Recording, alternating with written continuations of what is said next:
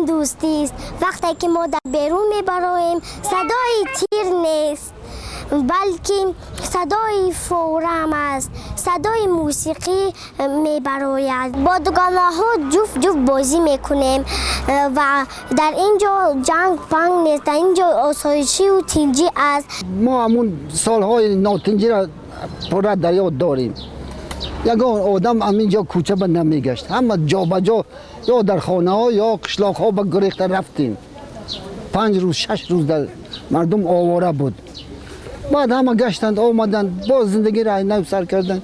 این دولت نیست مگر صلح و وحدت همدیگر فهمی جمعی با همدیگر جمع شدن، یعنی آسایشتگی مملکت برای فرزندان ما، برای نبیره های ما. صلح و وحدت این یک خوشبختی است که آنها زندگی خود را پیش میبرند.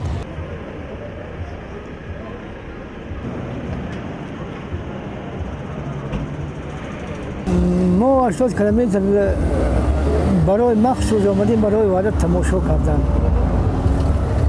بعد اینجا آمدیم اینجا با تماشا میکنیم با میریم. پرزیدنت دیدن میخواهیم گفتیم یگان سوال جواب باشد میدیم، یعنی به پرگرسید بلت نمیمونند. ما قلعه در همین پنسه ما از همه زیاد 180 سامانی های پنسه کمای کار نیست، یگان چه نیست، معاش کم است. که وقتی که ما خودمون که این جنگ ندیده استیم، لیکن کلان سالا که وقتی که شنیدیم، یعنی او دهشت در دل ما، اگر چندی که ما چی نبودیم در اونجا، یعنی که او در دل ما بود و جنگ. امروز ما شکرانه خداوند میکنیم وحدت، صلح و وحدت، یعنی که در صلح و وحدت به دست ما آمد. یعنی ما امروز صاحب وحدت هستیم. همین سال گردآورد نمیشد که از ولایت سغد آمدند اینجا و از ولایت ختلون می بیایند، از رایون‌های دیگر می بیایند، از طرف‌های افغانستان و پاکستان و دیگر مملکت‌های دور همینجا می بیایند، اشتراک می دارند.